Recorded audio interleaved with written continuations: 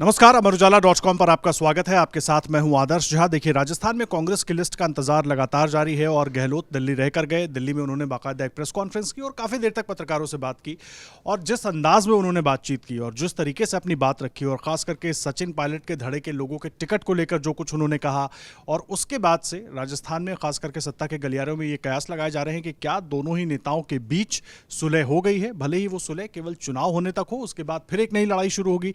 लेकिन बातों में गहलोत हंसी मजाक के दौरान ये इशारा जरूर कर गए कि कुर्सी उन्हें नहीं छोड़ रही है और शायद चौथी बार भी कुर्सी उन्हें नहीं छोड़े। इन तमाम चीजों के मायने क्या है, ये समझाने के लिए हमारे साथ दो वरिष्ठ पत्रकार मौजूद हैं।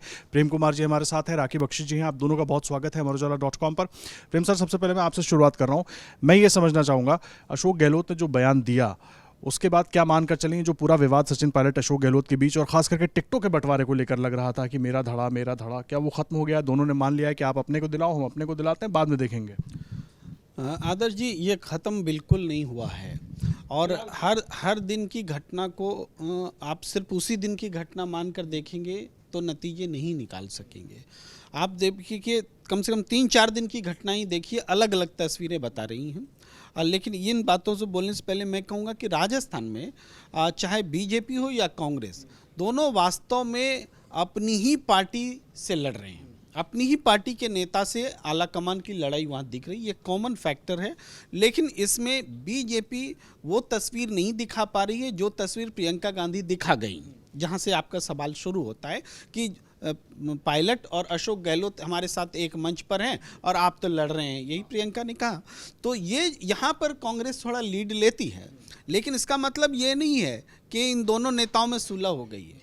जब सीईसी की बैठक होती है इस लिस्ट को फाइनल करने के बारे में और पितृपक्ष का इंतज़ार ख़त्म हो चुका होता है, कांग्रेस लिस्ट लाने वाली होती है, लेकिन उस मीटिंग में जिसमें स्वयं सोनिया गांधी मौजूद हैं, उस मीटिंग से लिस्ट नहीं आती है। ये बहुत बड़ी बात है और ये बताती है कि सब कुछ ठीक नहीं है। इसमें ये समझिए, इस मीटिंग में आने से पहले अशोक गहलोत ने वो मानेसर का राग छेड़ दिया और मानेसर का राग छेड़ करके उन्होंने एक तरह से अंदर में अधिक से अधिक अपने लोगों को टिकट लेने के लिए एक थ्योरी गढ़ी और वो थ्योरी थी अपने सारे विधायकों को बचाने की, अपने समर्थकों को बचाने की। और उसमें वो सेक्रीफाइस थ्योरी थी कि इन्होंने हमारी सरकार के लिए सेक्रीफाइस किया, करोड़ों रुपए घूस नहीं लिए सरकार को स्टेबल करने के लिए, तो इनको रिवार्ड मिलना चाहिए।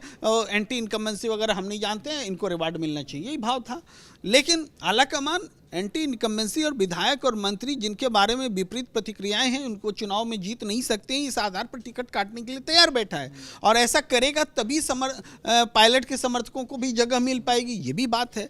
तो इससे लड़ने के लिए अशोक गहलोत ने ये थ्योरी रख दी।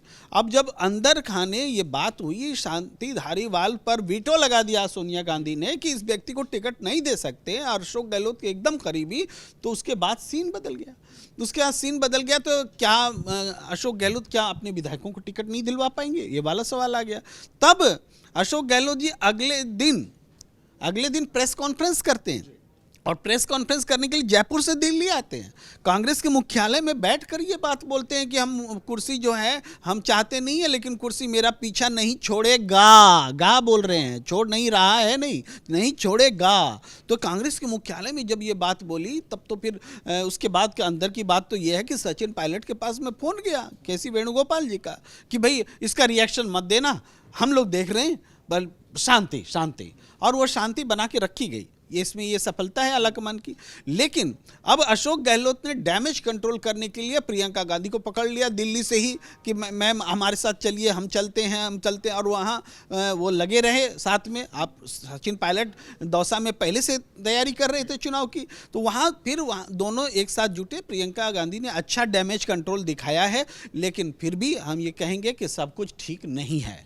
ये बात आप कह रहे हैं सब कुछ ठीक नहीं है, जिस तरीके से प्रियंका गांधी ने डैमेज कंट्रोल किया, जो बात प्रेम कुमार जी कह रहे हैं, राखी जी, बीजेपी में वो कहां पर कमी दिख रही है? क्यों वो दिखाई नहीं दे रहा है? टिकट तो आपने पहले लिस्ट निकाल दी, उम्मीदवारों का अनाउंसमेंट कर दिया, लेकिन अभी भी जो आपकी सबसे वरिष्ठ नेता हैं वसुंधरा राजे, वो अलग थलग नजर आ रही हैं और लगातार सवाल भी हो रहे हैं इसको लेकर।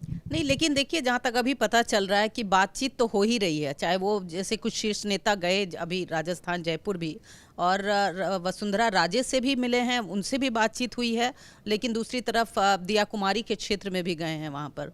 तो देखना ये होगा कि कहीं ना कहीं ये बात बहुत चल रही है कि कैसे वसुंधरा राजे का स्थान क्या है, लेकिन बातचीत करने की भी पूरी कोशिश हो रही है। मैं जहाँ तक जानती हूँ, उस आधार पर कह रही हूँ, तो कहीं ना कहीं कोशिश ये है। लेकिन जहाँ तक सीटों का और जहाँ तक प्रत्याशियों को चुनने का मामला है, वहाँ पर प्रॉब्लम दोनों पार्टियों में है।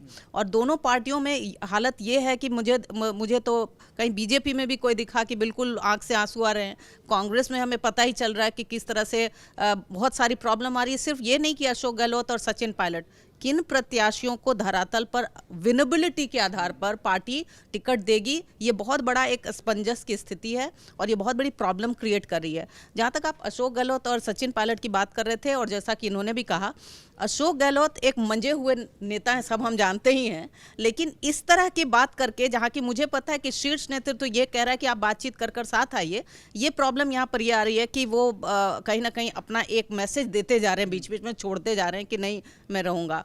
कहीं ना कहीं अगर कांग्रेस और बीजेपी दोनों को देखें, एक एंगल और मैं यहाँ लाना चाहूँगी चुनाव के मद्देनजर कि छोटी पार्टियाँ जो है राजस्थान में भी, और जो ट्राइबल वोट्स हैं और ट्राइबल वोट्स से रिलेटेड पार्टी भी हैं, तो वो किस तरह से उसको भी देखा जाएगा इन चुनाव में, ये भी एक पॉइंट यहाँ पर देखने की बात रहेगी। लेकिन जहाँ तक पहला सवाल आपका था, सरदर्द तो है, चाहे वो बीजेपी के लिए हो या कांग्रेस के लिए हो, कि प्रत्याशियों का चयन कैसे हो और उसका जो है नेता कौन बना हो क्षेत्रीय स्तर पर राजस्थान में भी, ये अभी है। लेकिन बातचीत भी जारी है, इतना मुझे पता है।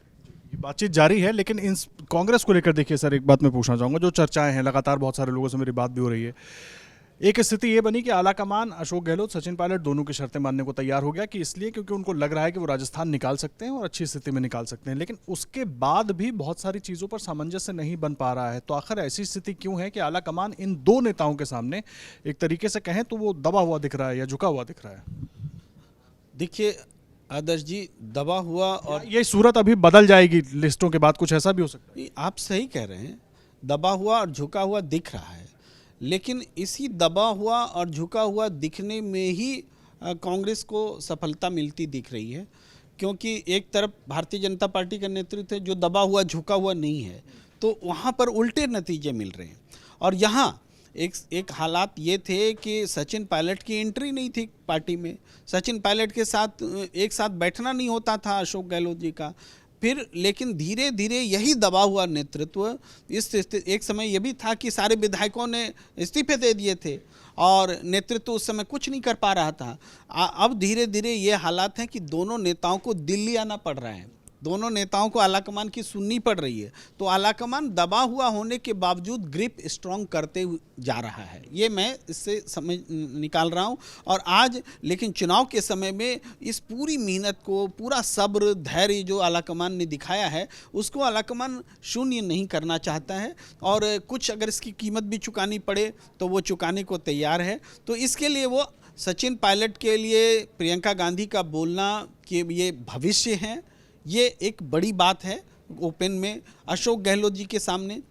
और अशोक गहलोत जी का वहीं पर 5 उम्मीदवारों के नामों की घोषणा कर देना, जबकि सूची आई नहीं है, ये आलाकमान से एक तरह से बगावत भी है कि सूची आई नहीं और आप ऐलान भी कर रहे हैं। तो ये दोनों चीज़ें साथ चल रही हैं, आलाकमान बर्दाश्त भी कर रहा है, आलाकमान मैसेज भी दे रहा है और फिर भी साथ हैं। तो ये हमें लगता है कि इसको अगर टैकल कर ले जाए कांग्रेस, तो चूँकि सामने में बीजेपी में भी ऐसी ही समस्या है, तो ये कांग्रेस को थोड़ी बढ़त हासिल हो जाएगी अगर इसको इसी तरीके से टैकल कर लेते हैं। थोड़ा बहुत असंतोष भी रहता है, कुछ विधायकों की टिकट काटते हैं, कुछ को अशोक गहलोत जी के कहने पर देना भी पड़ जा सकता है, कुछ सचिन पायलट को मन मनाना पड़ जा सकता है। इन सब मिला करके अगर आलाकमान मान कर लेता है तो आलाकमान झुक करके भी यहाँ विनर है। जी ठीक है, मुझे एक बात बताइए, कांग्रेस की जिस तरीके से हम बात कर रहे हैं, बड़ा सवाल ये कि 25 सितंबर की घटना के बाद से उस तरह का सामंजस्य या जो भी विवाद था उसको खत्म क्यों नहीं कर पाई कांग्रेस पार्टी, खास करके आलाकमान? कोशिश लगातार जारी रही लेकिन वो खत्म भी नहीं हो पाया, चुनाव सर पे आ गया, उसमें भी वो दरार वैसी ही दिख रही है। ठीक है, आप मैनेज करने की कोशिश कर रहे हैं। नहीं, ये दरार बड़ी है, जबकि प्रेम कुमार जी ज़्यादा जानते हैं इस बारे में, लेकिन मैं ये कहूँगी कि ये दरार बड़ी है। और इसीलिए बार बार अगर आप हाल में देख रहे हो, पिछले 2-3 दिनों में ये कहा जा रहा है कि बीजेपी को एज नज़र आ रहा है। वो एज इसलिए कि जो उनको अपनी कमियां लग रही थी, जहाँ जहाँ चयन में अगर किसको रखें, प्रत्याशी को सांसद हैं जिनको फील्ड में उतारा जा रहा है विधायक के स्तर पे, तो ये जो गैप्स हैं जो मैंने अभी भी कहा भी, उसको जल्दी जल्दी फिल करने की ज़्यादा कोशिश वहाँ नज़र आ रही है। इसलिए मुझे लगता है कि ये आपको 2-3 दिनों में ये बात सुनने में और दिखने में, पढ़ने में नज़र आ रही है कि बीजेपी को एज है। वो इसलिए है, और क्योंकि अब जैसा कि कह भी रहे थे कि क्योंकि वहाँ जो प्रॉब्लम है, जो प्रॉब्लम ऑफ एंटी इनकम्बेंसी जिसको बोलते हैं, कि जहाँ पर आप किस तरह से जोड़ के रखेंगे, जहाँ सबको उम्मीदें हैं, जहाँ सबको वो अपनी सीट चाहिए, जहाँ सबको वो पावर चाहिए। ऐसे में भले ही प्रियंका गांधी जी आकर और बहुत कोशिश करती हैं और नेचुरली एक नेता के तौर पर अपना प्रभाव रखती हैं, लेकिन मुझे लगता है कि इसलिए ये आने वाले दिनों में हम नहीं जानते कि क्या होगा एग्जैक्टली, लेकिन मैं ये कह सकती हूँ कि बीजेपी ने अपनी खामियों पर और संवाद, बातचीत, जिस तरह से नेता वहाँ जा रहे हैं, उस पर काफ़ी काम किया है, और इसलिए इस समय, इस वक्त जब हम बात कर रहे हैं, वो एज दिखाई दे रहा है। ठीक है सर, एक बात जो मेरे समझ नहीं आ रही है, क्योंकि लगातार कोशिश ये हो रही है दोनों ही नेताओं की तरफ से, सचिन पायलट अपनी तरफ से दावे कर रहे हैं, हालांकि वो उतना मुखर नहीं है जितना अशोक गहलोत हो रहे हैं, तो क्या दोनों दम साधे इसलिए बैठे हैं कि एक बार टिकटों का बंटवारा हो जाए और अगर चुनाव नतीजे पक्ष में आए तब असली लड़ाई शुरू करेंगे? क्योंकि लगातार सचिन पायलट का खेमा जो है वो भी यही कह रहा है कि अगली बार अगर सब कुछ ठीक रहा तो सचिन पायलट, और अशोक गहलोत तो खुद ही ताल ठोक रहे हैं। देखिए, एक फेज में लड़ाई चल रही है। अभी लड़ाई है कि टिकटों के बंटवारे में अधिक से अधिक अपने समर्थक को लिया जाए। ये दो पार्टी खेमे में बटी हुई है, पार्टी भी जानती है, सब जानते हैं। और ऐसा नहीं है कि ये लड़ाई ख़त्म नहीं होगी, ये लड़ाई ख़त्म होगी।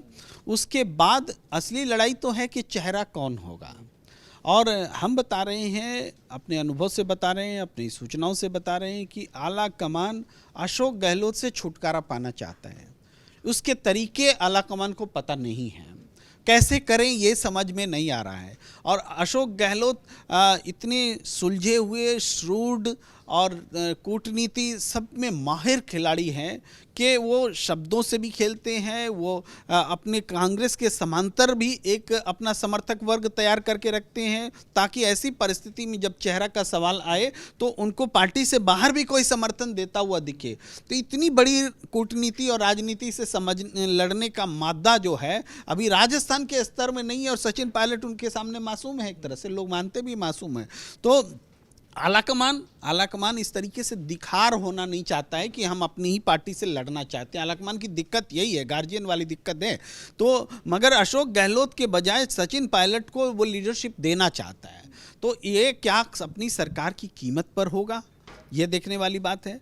या फिर सरकार की कीमत पर इसलिए बोल रहा हूँ कि अगर अशोक गहलोत को आप ज़्यादा दबाएंगे, पार्टी में ज़्यादा असंतोष होगा तो पार्टी हार जाएगी, और हार जाएगी तो फिर आप न सचिन पायलट मुख्यमंत्री होंगे न कुछ होगा। तो इसलिए ये यहाँ पर एक कॉम्बो रिलेशनशिप लेकर के चल रही है पार्टी, और बड़ा नाजुक इसमें है। तो हमें लगता है कि जो दूसरे फेज की लड़ाई होगी वो पहले तो इलेक्शन जीतने के लिए होगी और उसके बाद कुछ और होगी। तो इसमें सचिन पायलट पिछड़ जाएंगे अगर अकेले लड़ेंगे, लेकिन चूंकि आला कमान उनके साथ है इसलिए वो मजबूत हैं। मजबूत हैं। क्या बीजेपी में भी ऐसी स्थिति दिख रही है? जिस तरीके से प्रेम जी ने कहा कि कम से कम कांग्रेस के आला कमान की दिक्कत गार्जियन वाली है, लेकिन बीजेपी के आला कमान ने तो एक तरीके से साइड कर दिया और उन्होंने बता दिया है, क्योंकि वही रवैया कि जो हमने चुना वही सही है। तो वो वाली बात चल रही है राजस्थान में बीजेपी में, क्योंकि वसुंधरा को लेकर बार बार सवाल उठ रहे हैं और तमाम सिर्फ समर्थक ही नहीं, कार्यकर्ता भी ये सवाल उठा रहे हैं। नहीं, देखिए, एक चीज़ जो हम अभी बात भी कर रहे थे, राजनीति में एक फैक्टर होता है विनेबिलिटी, कि हम प्रत्याशी को वोट दें जो विन करके या जीत कर उस सीट को लाए, और उस जीतने के लिए फिर जो भी तरह के योजनाएं, स्ट्रैटेजी, रणनीति बनती है वो हर एक पार्टी बनाती है। और इस बार बीजेपी ने इसी को ध्यान में रखते हुए, अगर जिसके प्रयोग कहा जा रहा है, सांसदों को इस बार राज्य स्तर पर प्रत्याशी बनाया है, जिसमें कि जैसे राजवर्धन राठौर हैं बीजेपी की तरफ से, या दिया कुमारी, और तमाम और दूसरे प्रदेशों में भी तमाम नाम है। तो विनेबिलिटी की वजह से लोग कहेंगे ठीक है मोदी जी का नाम है, वो तो है ही है, लेकिन प्रदेश स्तर पर अगर आप देखिए तो ये अब देखना पड़ेगा कि बातचीत करके चीज़ों को संभाला कैसे जाए। ये बार बार उठती भी है कि कितनी बात हुई वसुंधरा जी से, उनके लोग आए कि नहीं, कितना टिकट उनको मिला कि नहीं। तो क्या बीजेपी इस पर काम नहीं कर रही होगी? बीजेपी इस पर काम कर रही है लगातार। और उसके अलावा जैसा इन्होंने भी कहा कि हर एक कोई चाहता है इस समय कि नए ऐसे चेहरे आए, खासकर जो जनता को पसंद आए, तो टिकट देने के मामले से लेकर जीतने का मामला तक वो जर्नी स्मूथ हो जाए, सफल हो जाए। यहाँ ये बीजेपी में भी चल रहा है, लेकिन ये जो आप कह रहे हैं कि कुछ तय हो गया है, मैं ये नहीं कहूँगी। बातचीत हो रही है, हर तरह से बातचीत हो रही है, चाहे वो वसुंधरा जी से भी बातचीत हो रही है, अभी तमाम शीर्ष नेता जैसे मैंने आपको कहा गए हुए हैं, तो बातचीत उनसे भी हो रही है। और ये सामंजस्य कैसे बैठा है जिससे कि सफलता हासिल हो प्रत्याशियों के चयन में, मुझे लगता है इस पर लगातार काम हो रहा है। ये हम बात कर रहे हैं राखी जी, और देखिए दोनों ही हमारे जो मेहमान हैं वरिष्ठ पत्रकार, दोनों की तरफ से यही कहना है कि खास करके कांग्रेस पार्टी में जो स्थिति बनी है, आला कमान उससे भी निपटने की कोशिश कर रहा है, और कहीं ना कहीं फेज वाइज अभी एक सुलह जरूर दिख रही है सचिन पायलट और गहलोत के बीच की। पहले चुनाव जीतते हैं, आगे की लड़ाई आगे लड़ेंगे। लेकिन बीजेपी में भी जिस तरीके से कवायद जारी है, उसको लेकर आगे क्या कुछ होता है, उससे भी जुड़ा हर अपडेट आप तक अमरुजाला.com पर पहुंचाते रहेंगे। आप दोनों का बहुत धन्यवाद हमारे साथ इस चर्चा में हिस्सा लेने के लिए। आप लगातार अमरुजाला.com पर बने रहिए और खबरों को लाइक और सब्सक्राइब जरूर कीजिए। अगर आप ये वीडियो YouTube पर देख रहे हैं तो हमारे चैनल को सब्सक्राइब करें और बेल आइकन को दबाना ना भूलें। अगर आप Facebook पर ये वीडियो देख रहे हैं तो हमारे पेज को लाइक करें।